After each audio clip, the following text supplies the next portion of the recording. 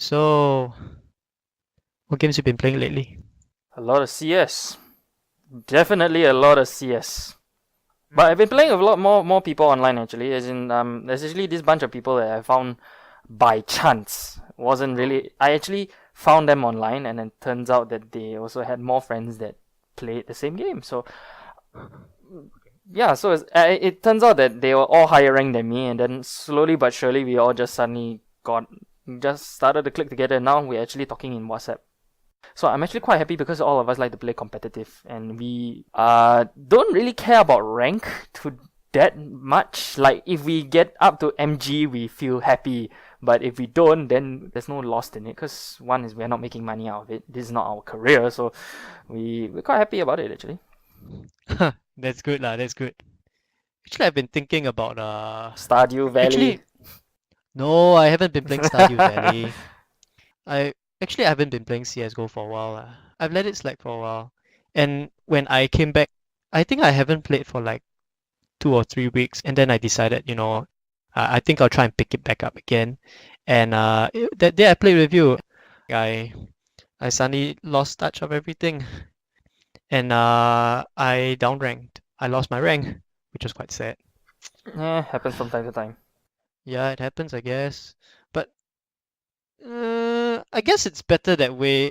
I guess it's better that I lose my rank because when you're at a high rank and you're playing against other people who are high ranked as well, there's this stress. Well, There's a stress, yeah. yeah, that is true. But when you play, you are kind of in the momentum when you actually get into the higher ranks, especially when you started off from somewhere. Like before, you know how long I didn't play CS, right? When I started playing like other games like Dota, Paladins.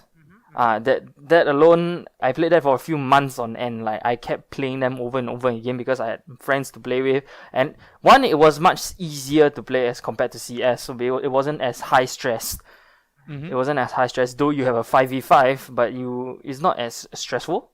But the moment Mm-hmm. I came back into CS, I was Gold Nova 2 when I first came back in.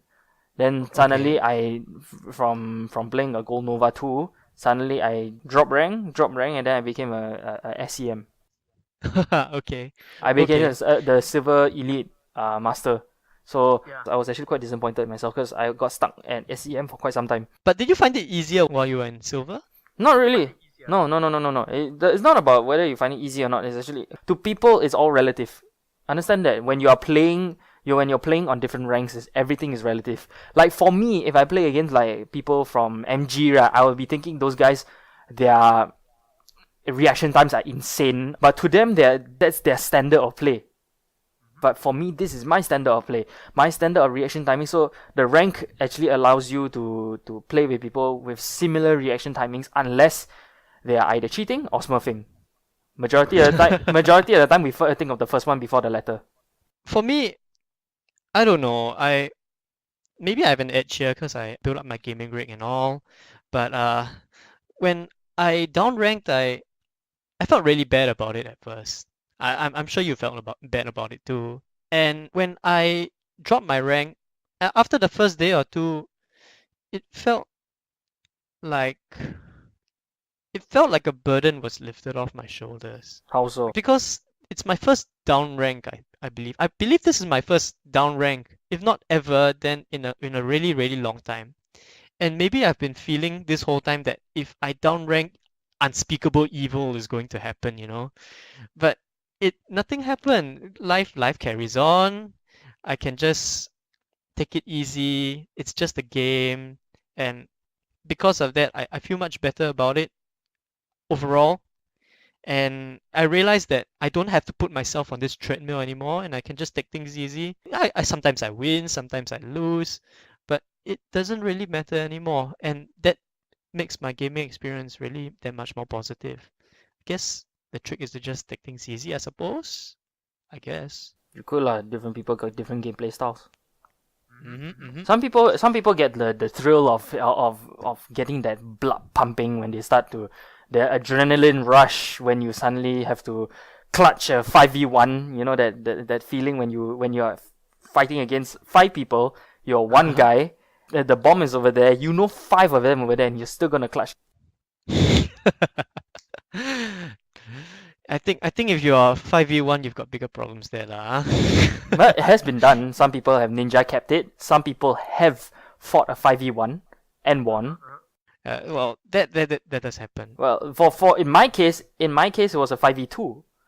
Oh, It was a okay. 5v2. Well, that's not so bad. It was a 5v2. It was not so bad. I cleared 3, he cleared 2. That's it. And we, Oh, that was great. and we defused the bomb. Yeah, I like those moments. It's those moments. It's like shared moments, and it's hard to tell the story, but you know you had that moment and it feels awesome. Yeah. Then there are those moments where you are fighting based only on instinct. Like last night alone is a classic example. I was playing DDoS 2. Okay. I was at T-spawn. Yeah, everybody's met. Yeah. I was at T-spawn. I was holding a scout. I was looking down mid, down ramp onto double doors. Okay. I saw no one cross over, Okay. and my entire team basically they walked towards B already. Everybody called, said, "Okay, go B, go B." Everybody went B. I decided to say, "Okay, I'm going to stay down over here and see whether anybody comes through over here." So I Okay. waited and waited. Then I heard footsteps on my right. Uh-huh. Oh. I know Okay. how severely screwed I was because I didn't really pay attention to it because I thought people were still beside me. Then I realized that my whole team is at B, so there shouldn't be any footsteps on my right. Before I realized it, I got shot, and then I turned, I pulled, and I shot the guy in the head. Now that I can tell you, ladies and gentlemen, that is not skill. That is just plain luck. I did fire based on instinct. I already assumed my first shot was gonna miss, but I did not. So I felt like woohoo. Now the second time round, 3 people decided to come and show up at T-spawn. I ran up the hill. I ran beside car.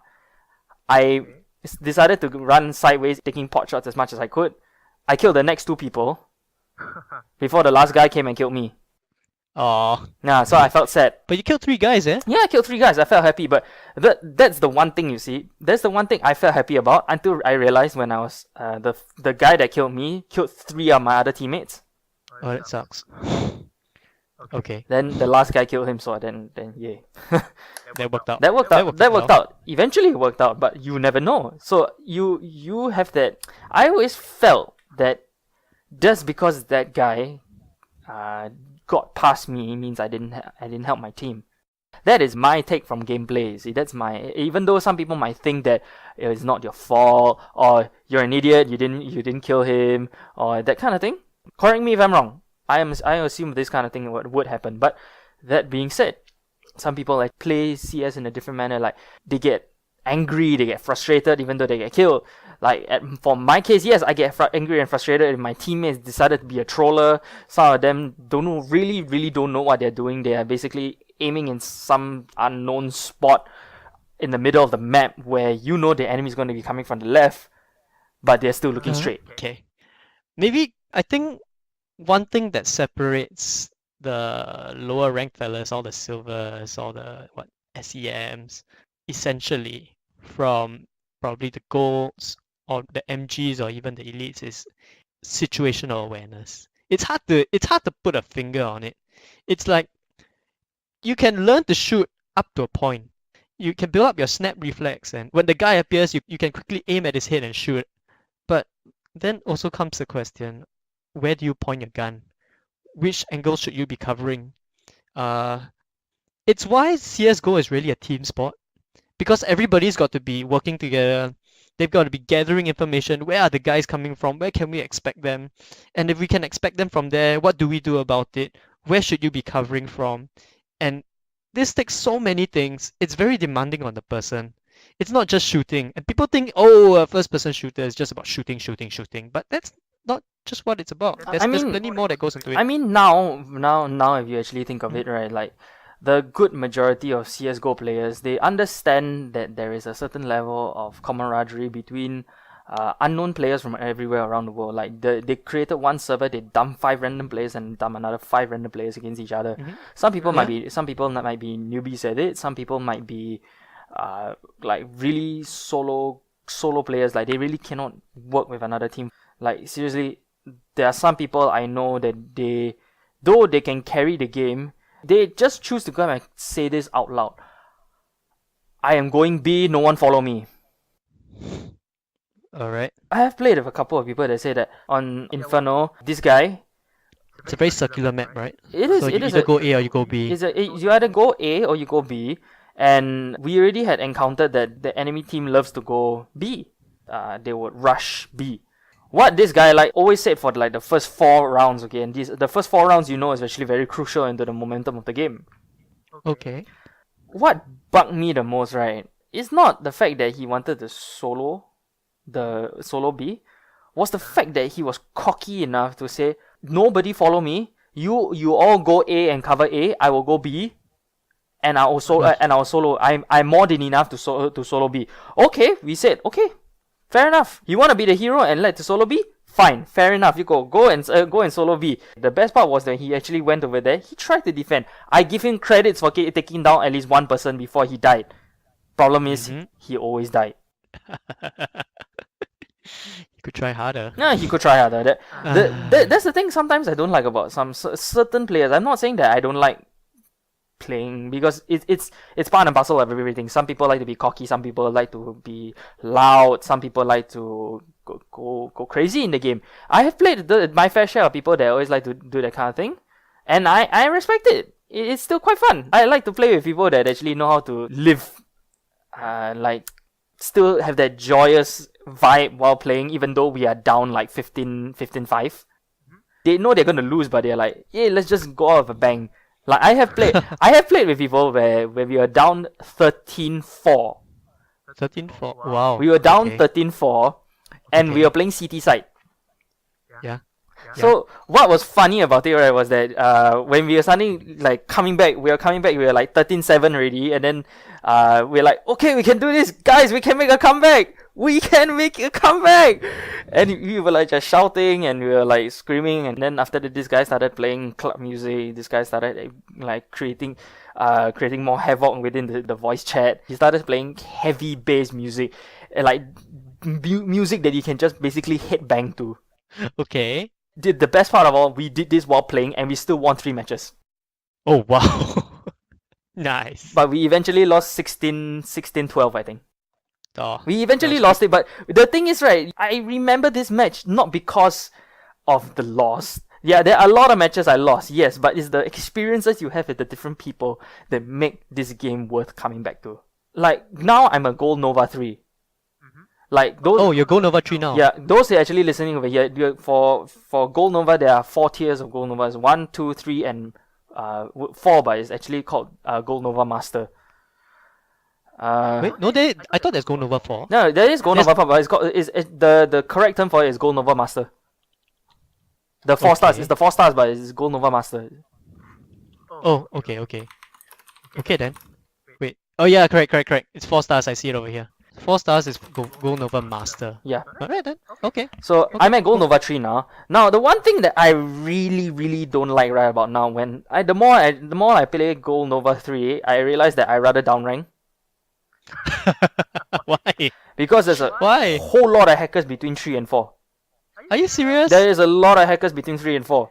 A lot of them like to wall hack. A lot of them like to aim bot. One of them blatantly used a spin bot. A spin bot? You gotta be kidding me. You report the fella. Reported the fella, but it's not the fact that we Yeah, but your game is already spoiled. Yeah, right? your game is already spoiled. The fact is that you already had that loss. Even though the guy got reported, we don't even know whether the guy would actually suffer anything. Maybe that's a Smurf account. Maybe you'll never know. But the fact is that it already ruined your experience. I don't know why people want to hack to that level. Is it fun to hack? Do you get your kicks out of hacking? My goodness. To the listeners over here, if I just want to take your opinion on hackers, because why do people hack? Do they take some form of, I don't know, some form of joy, some sort of twisted, sadistic joy from watching people get shot down, or you see your score high, and then after that, you see your score on the all-time high, you get a top frags in the entire game, and then after that, what? Stroke your ego? Actually, one of the reasons I have been holding off on CSGO for a while is because I've been revisiting StarCraft 2. Nice. Which it's a bit off the beaten path. It's not first-person shooter. It's a real-time strategy game for those who do not know. StarCraft 2 is a real-time strategy game that is really big in Korea, and but the main reason I've been playing StarCraft 2 is because I like blazing through their campaign missions. I like blazing through their single player and getting and hunting for all these achievements. And you know, there's this mission. I think it's the first campaign, Wings of Liberty. Yes, Wings of Liberty. There's this one mission where you have to go around destroying all the infested buildings, you know, all the zombie buildings, Oh, it's the right? extraction, right? Extraction? No, not extraction, not extraction. This one is called Outbreak. You start with your base in the middle of the map, and what you have to do is you have to destroy. All the infested villages. Yeah, it wasn't Yeah, that. Wasn't that more for extraction? no, that wasn't the extraction. I know you have to play for nightfall. I know you have to play for nightfall. Yeah, so during the day you destroy all the buildings, and during the nighttime, that's when you have to defend against the infested lab, which are zombies for all intents and purposes. But one thing I find fun about it is that it's like it's like because the conditions are always the same every time, and it's always the same bunch of buildings, so you can learn how to optimize your build. So you'll be like, maybe I shouldn't build my SCVs now. Maybe I should focus on building my barracks first, you know, so I can get more soldiers out. And I like playing with this idea. So and I managed to reliably finish this mission by the second day, if I'm not wrong. So I don't know, I just find great fun in that. It gives me the sense of satisfaction I get if I were to play like, you know, those old games with high scores where you're always pushing yourself, like maybe just to survive for 1 more minute or to survive or get like 1,000 points more. I came from that era, and I don't know, I just still find great joy in it.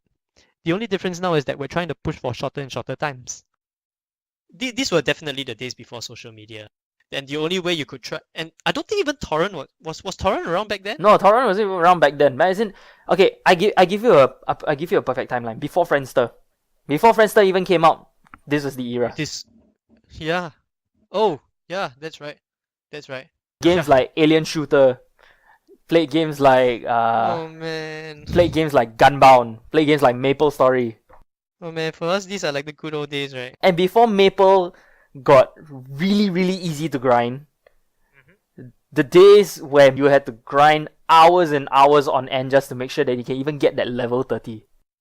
I gave up at level 50. I couldn't stand it. I The gave grind. I gave up on level 34. For your information, I actually spent money on it. Why? Oh, okay, I did spend money on it too, actually. I spent money reassigning my points because I was an assassin and I accidentally added strength during the first 10 levels. Because it felt like a pain just to go and try to attack the snails when your strength is 4.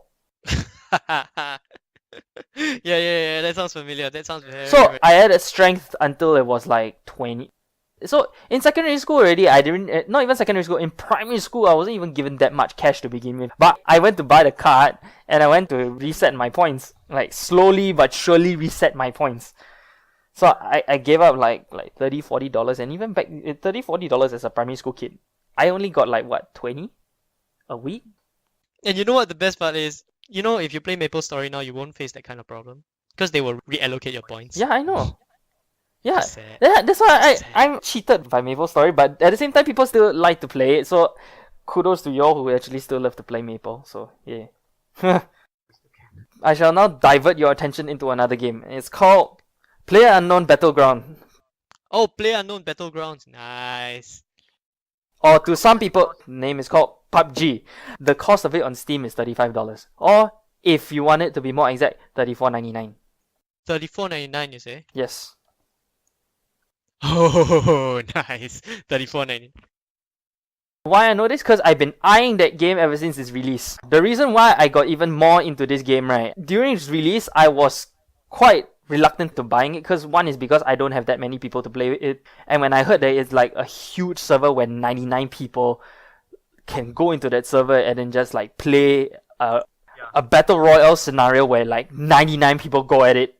Now I heard that and I was like thinking that server's gonna crash so much, and it really did. The initial stages before the patches start coming in, a lot of people were giving feedback. There was a lot of complaints regarding the server, how the server couldn't take it. So after a while, they decided to patch the system. Now, how I'm getting my information is that big shoutouts to the ZF clan. The big shoutouts to the ZF clan on I watched Soviet Wombo, Cyanide, Edberg, Beastie. I've watched several other ZF clan members. big shout outs to them. They're actually one of the few reasons why I actually still stuck on to playing CS, because one is Soviet's videos are hella funny. I've watched all his compilations. He's also the reason why I actually got to know other games like RimWorld, KSP. KSP. Yeah, the Kerbal Space Program. Oh, that was kind of cute. Yes, it is. He also played PUBG. He basically just made games that look, to me, I was reluctant for me to actually think of buying it. Okay. Then after a while, I got other friends actually playing PUBG as well. Mm-hmm. And then they found it so much fun. So kind of just built up to me just thinking, maybe I should really get it. Like not even a few months ago. I'm talking at the beginning of the year. Okay. I actually was like, okay, maybe I should get PUBG because I had my other friend actually got it. So I thought that since it's still in early access and it's not going into like more expensive terms, Mhm. so I should maybe and I'm thinking, maybe I should try. Maybe I should try. Then after a while, my another friend playing it and another friend playing it. So I was like, wow, this game is actually getting a lot more hype. So maybe I should just jump onto this hype. And that being said as well, the game does not fail to impress people. Yeah. Although people say that it's a lot of what should we call that? Whether the RNGesus smiles upon you. Jesus smiles upon you. Because honestly, and I don't blame them, because when you drop off the plane, when you get out of the plane and drop into a designated location, sometimes the house that you first enter doesn't have a gun. And big shoutouts to ZF Cyanide. Every time I watch him play PUBG, it's thoroughly entertaining, because before he even touches ground, from 99 it dropped down to I think 87, 88. Mm-hmm. So you know that people are already killing each other, but by 71 I think, 60 plus or 70 plus he dies. And it's going to happen quite a number of times, and it's actually thoroughly funny watching him play. But he is actually quite good at what he does as well. So yeah, he's also Singaporean actually, if you didn't realize. So big shout outs to Cyanide. Now he's in Gamescom. Uh-huh. Now he's in Gamescom. He's actually studying in the UK. I watched his Twitch. I was actually in the chat room as well, just talking to him. Apparently there was a lot of issues regarding his accommodation over there. His landlord's being a prick. Okay. So yeah, so the whole chat decided to back him up. The chat was actually quite supportive of him as well. So he actually built it. He built his empire. He built his Pringle empire, and that's the beauty of gaming. It connects people without you knowing. You're actually connected to the other person, and then suddenly you feel like, maybe I should just try to support him. Like, different avenues of supporting each other is Patreon, Twitch. This is the effects of social media. But yes, coming back to the game PUBG, it is a lot of fun. Yeah, that's right. From what I'm watching, it is a lot of fun. And to watch a game and say it's a lot of fun, to play the game, that's a different feeling. Yeah, but we don't know that because we haven't played it. Yeah, but at the same time, if you see a game and if you see the actual gameplay, like you see other people playing it, and you're thinking it's fun, what more would it be if you actually play the game? Mm-hmm. Yes, you may get frustrated as heck if you actually keep dying by you're not even the top half. You just die by the first person you see. Like, you pick up a gun, oh yes, I got a gun, exit the house and boom, headshot. You don't even have a helmet. For all the PUBG players who are actually listening, you all know the feeling when you actually exit the house, and next thing you know, you got someone with the SKS from the top of the hill with a 4x scope, and then he just goes boom, and then after that your head just goes because you got no helmet. So for those PUBG players listening over here, you all know that feeling, but you still go back to play it now, don't you? You all know, even though you get gunned down, you still come back and play this game. You all know that this is a very good. This game is good because of its replayability. You know, even though you die, they don't let you linger and watch everybody else die. Oh, you just jump straight back to another server? If you're playing in a team, you get the option to spectate your group. But if you're playing solo, you can just return back to lobby and then start a new server altogether. You just jump into another server altogether. That's cool. That's cool. When I heard about this feature, I thought, yeah, this is a good feature. This is a really good feature. Because it doesn't let you linger over there and linger in your own salt and going and then you start scolding in your own languages, profanities. But the point is, if you're not gonna do anything for your team, you might as well just move on to another game and just Yeah, carry on. yeah. Yeah, which is great. So this is a good thing. You make me want to play PUBG, man. Anyways, guys, thank you very much for listening to us rant on and on and on about all nonsense. Yeah, the whatnot. Headshot Brothers, the podcast where we rant and rant about our games. Yeah, but majority of the time, every time we start on one topic, we ended up ranting into another topic, which carries on into another topic, which carries on down the road. We're basically kicking the can down the road as usual. Yeah. Yeah. I will. Thank you very much for listening to us with Hit Shots. Signing up. Boom. Hit Shot. Goodbye, everyone.